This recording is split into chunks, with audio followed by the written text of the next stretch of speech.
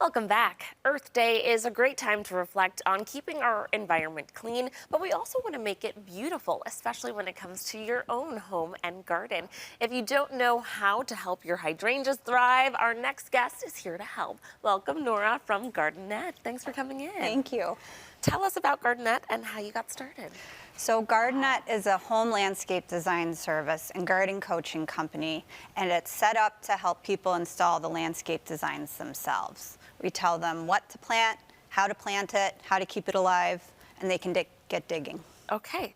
Like you said, you're a certified nursery and landscape professional. So do you want to explain what that means and how you help your clients with their home gardens? Yeah, so a certified nursery and landscape professional is someone who's gone through a lot of extra training, a lot of education to make sure that we're at the top of our field. We have great information, science-based solutions for your home, so we're the best of the best. You are the expert. Okay. So how do people work with you, and how do you personalize that experience for each of your clients? For every client, I meet at their home. There's nothing better than getting in the space that they're actually going to design. I observe the environment, I observe their growing conditions, and then that way I can create a perfect garden that's for their space and it will thrive. You have brought in some plants today. Tell us about these. Okay, so these are really great plants if you want some color for early spring. This first plant is called Creeping Phlox, and you can see it's got a really beautiful spray of purple flowers. They come in a lot of different colors, pinks and whites and purples. And the way this grows is just as you see. It's going to be very low to the ground, but it creates kind of a mat, so it's a really fun, colorful ground cover for your lower areas. Okay. This right here is called catmint, and this has these sprays of purple flowers. Once this is a little bit bigger, it'll form a really great mound. It's a great alternative for lavender. Lavender doesn't do great in our area, so this kind of gives that lavender look, but it handles our growing conditions a lot better. Which is important because we know the weather conditions that we have here in Buffalo. We already have an uphill battle. Yeah. This is lesser known. So this is called GM. And what I love about this plant, this is about how big it gets. It doesn't get much bigger. But what's really great about it is it holds the flowers on the plant for a really, really long time. 4 to 6 weeks even, and it comes, this is a light yellow, but it comes in these really great like oranges and crimsons, really great, really bright color for early spring. I love it. These are beautiful. What tips do you have for our viewers, before they get planting?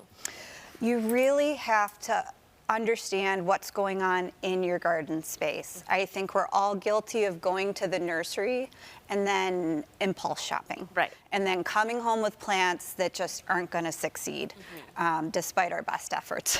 So it's knowing how much light your beds get, how much water, do you have sandy soil, do you have clay soil? All these things affect what kind of plants you're going to buy. And what's great is the plants all have tags on them, and the tags will have the information that'll tell you where that plant will succeed, so you can take your information, read the tags, make sure it matches up, and then you can plant it. Do you have any design tips to share with people for where they should consider putting their plants? Always plant in clumps. Get groups of 2s and 3s. Try to mimic nature. So don't avoid straight lines. Avoid perfect symmetry. We want gardens to look natural.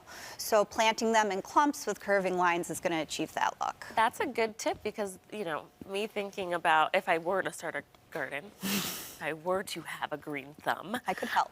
You could help me because I would probably be so fixated on making sure everything's perfect. Yeah, and I'm guilty of it too. So I always say before you even start digging the holes, take your plants, place them in the garden bed, take a step back, look, you know what looks good. I mean, trust your gut. You can tell if something is balanced or if something is off. So place before you dig.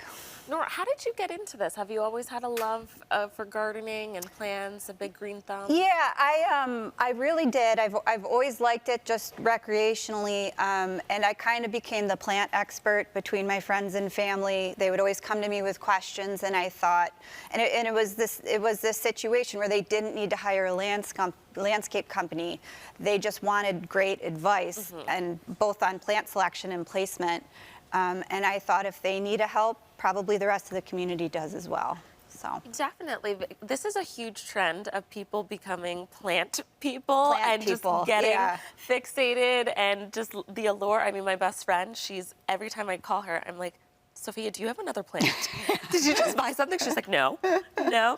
So it's a really cool thing that you have that expertise with people, because the fun is being able to do it yourself and say, I made this garden. yeah, right? that's a huge part of it. And now you can plant confidently. You don't have to worry, is this going to come back next year or not? Alrighty, Nora, thank you so much for coming in and giving us those great tips. And if you would like to work with her and schedule a garden review, visit mygardenette.com or call the number right there on your screen. Thanks again, Nora, for coming in. Thank you.